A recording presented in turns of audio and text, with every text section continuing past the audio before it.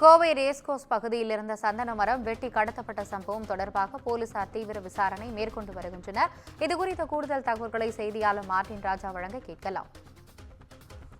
வணக்கம் மார்ட்டின் ராஜா, உங்களுடைய தகவலை சொல்லுங்க.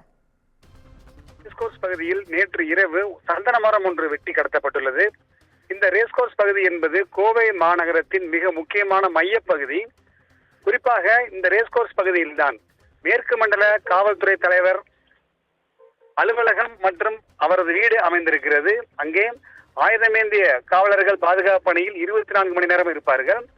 நேற்று இரவு சந்தனமரம் வெட்டப்பட்ட ரேஸ்கோர்ஸ் பகுதிக்கு 200 மீட்டர் தொலைவில் தான் அங்கே மாவட்ட ஆட்சித்தலைவர், கோவை மாவட்ட ஆட்சித்தலைவர் கிராந்திகுமார் பாடியின் வீடு அமைந்திருக்கிறது. அங்கேயும் எப்பொழுதும் ஆயுதமேந்திய போலீசார் அங்கே பாதுகாப்பு பணியில் இருப்பார்கள்.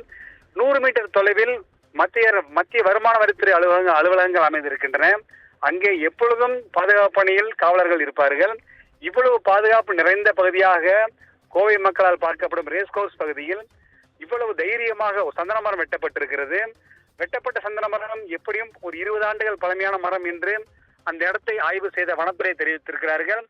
இதனிடையே கோவை மாநகரின் மிக முக்கியமான பல்வேறு முக்கிய ஆட்சித் தலைவர்கள், காவல்துறை அதிகாரிகள் இருக்கக்கூடிய வசிக்கக்கூடிய பகுதியில் இப்படி ஒரு நள்ளிரவிலே கொள்ளைச்சம்பவம் நடந்துள்ளது. கோவை மக்களை அதிர்ச்சிக்குள்ளாக்கியுள்ளது.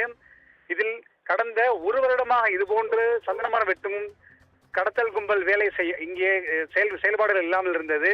இதற்கு முன்னதாக இதுவரை பல முறை ரேஸ்கோர்ஸ் பகுதி மட்டுமல்லாமல் கோவையில் RS புரம் உள்ளிட்ட பகுதிகளிலே சந்தன மரங்கள் வெட்டி கடத்தப்படுவது தொடர்கதையாக இருந்து வந்த நிலையிலே கடந்த ஒரு வருடமாக சந்தன மர கொள்ளை என்பது நடைபெறவில்லை. இது மிகவும் சவாலான பிரச்சனையாக காவல்துறை பார்க்கிறது. எனவேதான் தனியாக 2 தனிப்படைகள் அமைக்கப்பட்டுள்ளது.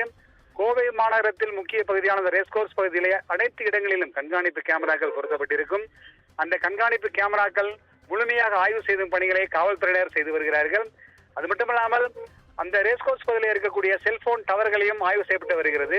நேற்று இரவு நள்ளிரவிலே அந்த பகுதியிலே சந்தேகப்படும்படியாக நபர்கள் யாரும் வந்து சென்றார்களா அல்லது அவர்கள் பயன்படுத்திய செல்போன் டவர்கள் எங்கிருந்து வந்தது என்பது குறித்தும் தொழில்நுட்ப ரீதியான ஆய்வுகளும் மேற்கொள்ளப்பட்டு வருகிறது. உடனடியாக திருடர்கள் கண்டுபிடிக்கப்பட வேண்டும் என கோவை மாநகர காவல்துறை ஆணையர் பாலகிருஷ்ணன் உத்தரவிட்டிருக்கிறார். ஆனந்தி.